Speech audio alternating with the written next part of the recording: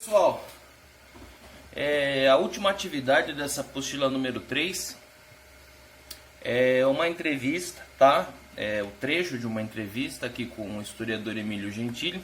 Ele trata justamente da questão do fascismo. O Emílio Gentili é um especialista no assunto, tá? É um cara que dedicou a vida dele a estudar o fascismo. E vocês vão ver ao longo da entrevista a opinião que ele tem sobre o uso dessa palavra no nosso cotidiano, tá? Então, a atividade em si é muito simples. Vocês vão fazer a leitura desses trechos da entrevista e aqui vocês têm esses 3 exercícios para responder, tá? Agora vamos para a nossa explicação. De uma forma bem clara, hoje em dia eu noto a presença de uma coisa que na história a gente chama de anacronismo. Isso é, você julgar o passado pelos olhos do presente. A função do estudo de história, a função do historiador, da leitura dos textos históricos, não é de fazer julgamento sobre o que aconteceu, mas de aprender com os fatos e daí formar a nossa opinião sobre eles. Hoje em dia a gente vê que tem muita gente que usa palavras de cunho histórico para fazer ataques, tá? Tanto ataques no sentido político quanto no sentido moral. O termo fascista ele vem sendo muito mal empregado recentemente. E a entrevista do Emílio Gentili trata justamente disso. Ele está falando o seguinte, ó, o fascismo ele é um modelo de governo, um modelo de sociedade, é algo que aconteceu naquele período. A história ela não se repete. Você nunca vai ter os mesmos personagens, as mesmas situações, o mesmo ambiente e assim sucessivamente. A história ela pode até rimar. Em que sentido? As situações elas podem se parecer, tá? Vocês vão perceber que houveram várias revoluções ao longo da história, que houveram várias guerras, mas cada uma tem a sua especificidade. E está existindo nos dias de hoje um uso político das palavras. Como essa questão do fascismo e do nazismo que nós estudamos ao longo desse módulo, elas foram muito marcantes para a história da humanidade, elas começaram a se transformar numa espécie de carimbo, tá? Então toda vez que alguma pessoa discorda de você, ela te usa um carimbo, fala assim, ó, eu não concordo com você, então você é um fascista.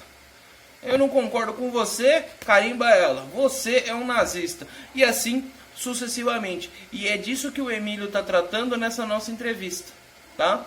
Então, ó, prestem atenção e cuidado com esse julgamento da história.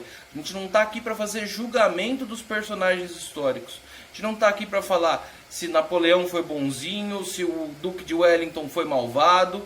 A gente está aqui para entender o que eles fizeram, como eles chegaram a essas conclusões, qual era a situação na qual eles viviam. Não estamos aqui para julgá-los, nós não somos juízes da história.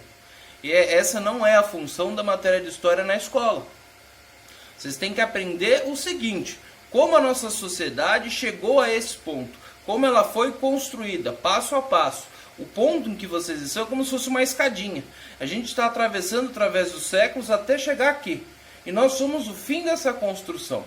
Vocês agora estão construindo o degrau de vocês, e os filhos vão passar para o próximo, e assim sucessivamente. Então a gente não está aqui fazendo como não é um tribunal de história. Ó, tal cara tá errado, tal cara não presta, tal cara é um vacilão, não é isso. Esse não é o objetivo, tá?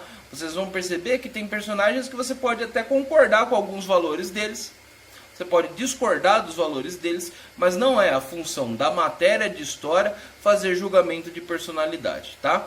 E o Emílio está tratando justamente disso. Ele está falando, olha, estão utilizando mal o termo fascismo, estão utilizando ele no cotidiano, não tem nada a ver com o que está acontecendo, a nossa situação com a situação da década de 30, tá?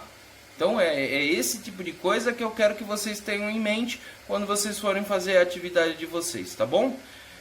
Isso vale não só para as aulas de história, isso vale para qualquer outra matéria aqui relacionada às ciências humanas.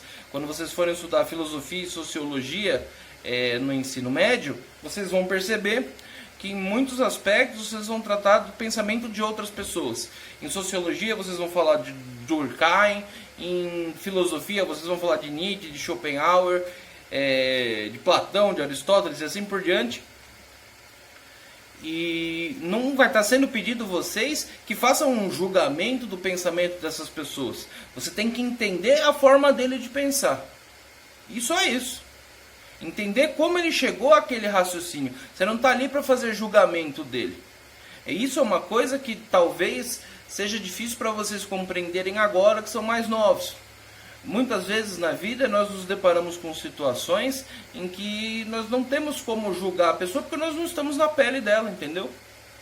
Você tenta compreender da melhor forma possível, mas pode até concordar ou discordar, mas sem fazer aquele julgamento de valor.